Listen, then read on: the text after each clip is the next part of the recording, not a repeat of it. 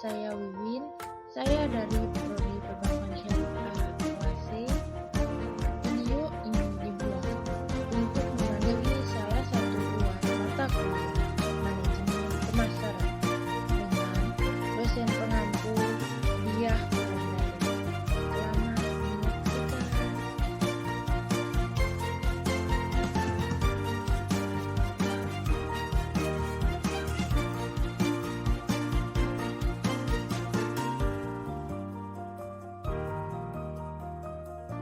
Segmentasi pasar yang dikemukakan oleh beberapa ahli. Yang pertama, oleh Swasta dan Handoko tahun 1997. Mereka mengartikan segmentasi pasar adalah sebagai kegiatan membagi-bagi pasar atau market yang bersifat heterogen ke dalam satuan-satuan pasar yang bersifat homogen. Yang kedua, dari Fred and Farrell tahun 1995. Mereka mengatakan bahwa segmentasi pasar adalah suatu proses membagi pasar ke dalam segmen-segmen pelanggan potensial dengan kesamaan karakteristik yang menunjukkan adanya kesamaan perilaku pembeli dan sebagai suatu proses pembagian pasar keseluruhan menjadi kelompok-kelompok pasar yang terdiri dari orang-orang yang secara relatif memiliki kebutuhan produk yang serupa. Yang terakhir, dari Swasta Handoko pada tahun 1987, mereka merumuskan bahwa segmentasi pasar adalah suatu tindakan membagi pasar menjadi segmen-segmen pasar tertentu yang dijadikan sasaran penjualan yang akan dicapai dengan marketing mix.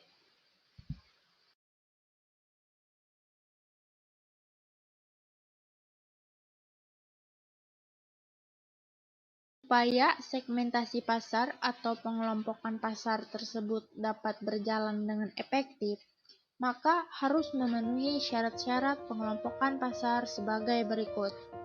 Yang pertama, measurability, yaitu ciri-ciri atau sifat-sifat tertentu pembeli harus dapat diukur atau dapat didekati. Yang kedua, accessibility, yaitu suatu keadaan di mana perusahaan dapat secara efektif memasarkan usaha pemasarannya pada segmen yang telah dipilih. Yang ketiga, substantiality, yaitu segmen pasar harus cukup besar atau cukup menguntungkan untuk dapat dipertimbangkan program-program pemasarannya. Yang keempat, differentiable, yaitu segmen pasar harus dapat dibedakan satu sama lain untuk mengelompokannya.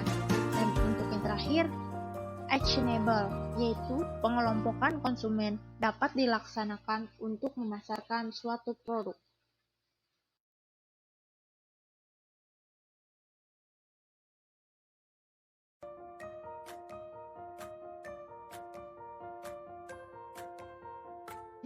Yang menjadi dasar melakukan segmentasi pasar. Yang pertama, segmentasi demokratis, di mana karakteristik demokratis yang paling sering digunakan sebagai dasar untuk segmentasi pasar antara lain usia, gender, status perkawinan, pendapatan, pendidikan, dan pekerjaan. Yang kedua, segmentasi geografis, di mana pasar dibagi menurut tempatnya. Misalkan, nasi uduk penjualan paling baik di Yogyakarta, sate ayam penjualan paling baik di Medan, dan buah apel penjualan paling baik di Malang. Dan yang ketiga, segmentasi psikologis, di mana merujuk kepada sifat-sifat diri konsumen perorangan. Yang keempat, segmentasi psikografis. Pembeli dibagi menjadi kelompok yang berbeda berdasarkan gaya hidup atau kepribadian akan dinilai. Orang-orang dalam kelompok demografis yang sama dapat menunjukkan gambaran psikografis yang sangat berbeda.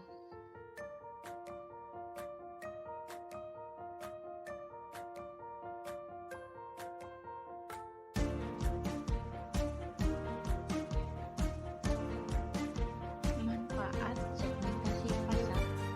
Yang pertama, menyediakan keinginan dan kebutuhan pelanggan dengan baik. Kedua, untuk meningkatkan pendapatan. Ketiga, peluang untuk tumbuh dengan segmentasi pasar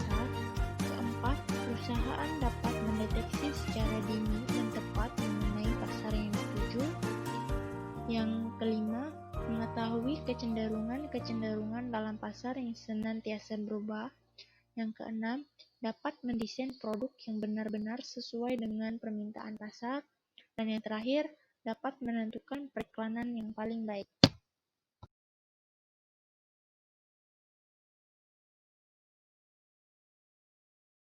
Tingkatan segmentasi pasar.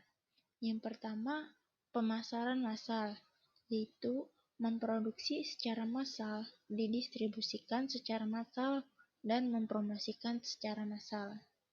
Yang kedua, pemasaran segmen, memisahkan segmen-segmen yang membentuk suatu pasar dan mengadaptasi penawaran agar sesuai dengan kebutuhan satu segmen tersebut. Yang ketiga, pemasaran realum, memfokuskan pada suggestion yang memiliki sejumlah ciri bawaan khas, yang mungkin mencari kombinasi sejumlah manfaat khusus.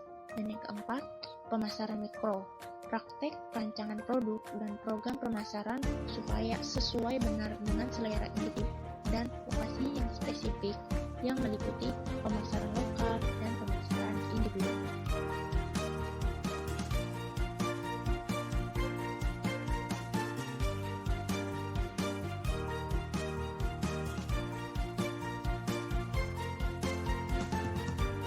Contoh segmentasi produk, yaitu pada produk Honda Beat adalah jenis tipe skuter otomatis dengan harga kisaran 12,5 juta.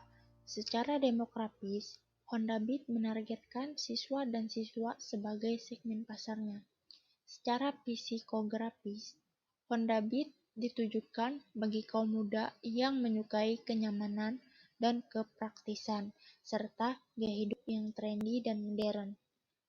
Dan secara geografis, Honda Beat di segmen 110 cc memiliki konsentrasi pemasaran di kota-kota besar di Indonesia dan daerah, di mana di daerah perkotaan cenderung menggunakan roda balap dan di daerah cenderung menggunakan roda jari-jari.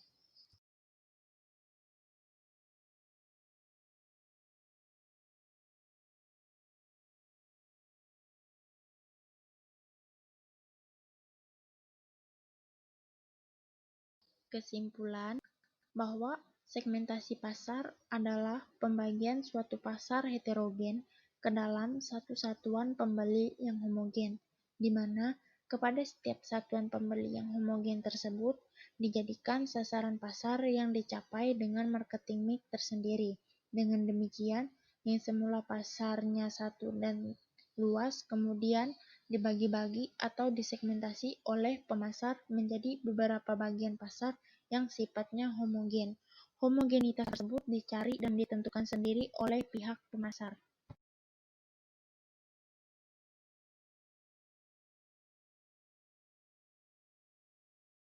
Pertanyaan tentang segmentasi pasar. Yang pertama, apa yang dimaksud dengan segmentasi pasar? Jawabannya adalah segmentasi pasar merupakan pembagian suatu pasar heterogen ke dalam satu satuan pembeli yang homogen, di mana kepada setiap satuan pembeli yang homogen tersebut dijadikan sasaran pasar yang dicapai dengan marketing mix. Yang kedua, apa saja syarat-syarat pengelompokan pasar? Jawabannya measurability, accessibility, substantiability, differentiable,